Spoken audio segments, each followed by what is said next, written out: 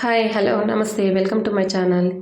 ఈరోజు శనక్కాయ పప్పుల పచ్చడి ఏ విధంగా తయారు చేయాలో చూద్దాం రండి. ఈ శనక్కాయ పచ్చడిలో చాలా వెరైటీస్ ఉన్నాయి, చాలా ఫ్లేవర్స్తో చేసేసుకోవచ్చు అండి. ఆ వీడియోస్ కూడా త్వరలోనే అప్లోడ్ చేస్తాను. చాలా బాగుంటుంది, ఒకసారి ట్రై చేయండి. ఈ పచ్చడికి కావాల్సిన పదార్థాలు: శనక్కాయ పప్పులు, కారానికి తగినట్టు ఎండుమిర్చి, ఒక ఆనియన్, 1/2 టేబుల్ స్పూన్ జీలకర్ర, చిన్న నిమ్మకాయ సైజ్ అంతా చింతపండు అండి. ఒకసారి శుభ్రంగా వాష్ చేసేసుకొని వాటర్ వేసుకొని నానబెట్టుకొని పక్కన పెట్టుకోవాలి. ముందుగా స్టవ్ ఆన్ చేసుకొని ప్యాన్ పెట్టుకున్నాను. ప్యాన్ హీట్ ఎక్కిన తర్వాత ఇందులోనే 1/2 టేబుల్ స్పూన్ ఆయిల్ వేసుకుంటున్నాను. ఆయిల్ హీట్ ఎక్కిన తర్వాత ఇందులోనే పల్లీలు వేసి వేయించుకోవాలండి.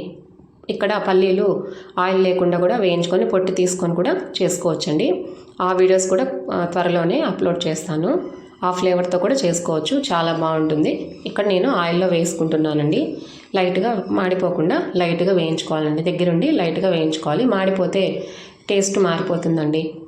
చాలా బాగుంటుంది. మనం బయటకు ఎక్కడికన్నా వెళ్ళినప్పుడు, టూర్కి అలా వెళ్ళినప్పుడు కూడా ఈ పచ్చడిని ఒకసారి చేసుకొని తీసుకెళ్తే చాలా చాలా టేస్టీగా ఉంటుందండి. ఒకసారి ట్రై చేయండి ఎలా ఉందో.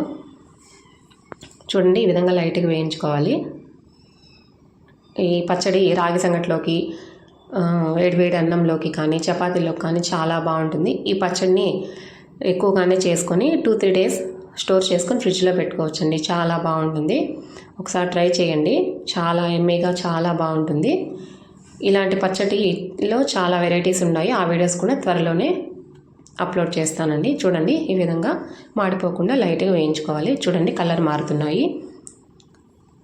ఈ విధంగా వేయించుకోవాలండి. చూడండి, వేగాయి కదండి. ఇప్పుడు ఒక ప్లేట్లోకి తీసేసుకుందాము.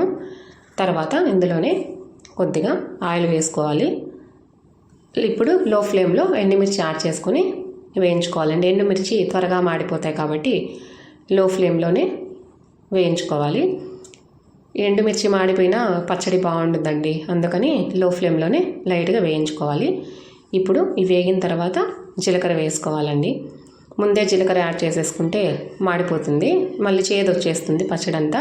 అందుకు ఎండుమిర్చి కాసేపు వేగిన తర్వాత జీలకర్ర వేసుకొని వేయించుకోవాలి.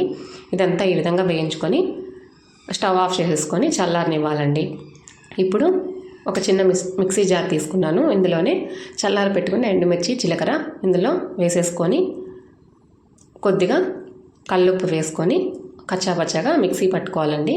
పౌడర్ లాగా చూడండి, ఈ విధంగా పౌడర్ లాగా మిక్సీ పట్టుకున్నాను. ఇప్పుడు ఇందులోనే శనక్కాయ పప్పులు కూడా వేసుకోవాలండి. శనక్కాయ పప్పులు కూడా వేసుకొని ఒకసారి పౌడర్ లాగా మిక్సీ పట్టుకోవాలి. చాలా బాగుంటుంది, చాలా ఎమ్మీగా ఉంటుంది. ఒకసారి ట్రై చేయండి. వంట రాని వాళ్ళు కూడా ఈ విధంగా ఒకసారి ట్రై చేయండి, చాలా బాగుంటుంది. చూడండి, ఈ విధంగా యాడ్ చేసేసుకొని ఒకసారి పౌడర్ లాగా మిక్సీ పట్టుకున్నాను. చూడండి, ఇప్పుడు మిక్సీ పట్టుకున్న పౌడర్ ఉంది కదా, ఇందులోనే మనం నానబెట్టుకునే చింతపండు ఉంది కదా, అది కొద్దిగా వేసుకుంటూ, చింతపండు వాటర్ కూడా కొద్దిగా వేసుకుంటూ యాడ్ చేసేసుకుంటూ పచ్చడిని మిక్సీ వేసుకోవాలండి. అంతే అండి, శనక్కాయ పప్పుల పచ్చడి చాలా ఎమ్మీగా చాలా టేస్టీగా ఉంటుంది, చాలా బాగుంటుంది. ఒకసారి ట్రై చేయండి. చూడండి, ఈ పచ్చడి చాలా ఫ్లేవర్తో చాలా చాలా బాగుంటుంది. ఒక బౌల్లోకి తీసేసుకుందామండి. ఇంతే అండి. కొత్తగా నా ఛానల్ ఎవరైనా చూస్తున్నట్లయితే ప్లీజ్ సబ్స్క్రైబ్ చేసి, లైక్ చేసి, షేర్ చేయండి. ఇలాంటి మరిన్ని వీడియోస్ మీ ముందుకు వస్తాయండి. ఈ పచ్చడి ఈ విధంగా ట్రై చేయండి, చాలా బాగుంటుంది. ఇప్పుడు చూడండి, కట్ చేసుకున్న ఆనియన్ ముక్కలు యాడ్ చేసేసుకుంటున్నాను. ఈ పచ్చడిని రోట్లో చేసుకుంటే ఇంకా చాలా టేస్టీగా ఉంటుందండి. నేను ఇక్కడ మిక్సీ జార్లో చేశాను, రోట్లో చేసుకొని చాలా బాగుంటుంది. ఒకసారి ట్రై చేసి కామెంట్లో ఎలా ఉందో చెప్పండి.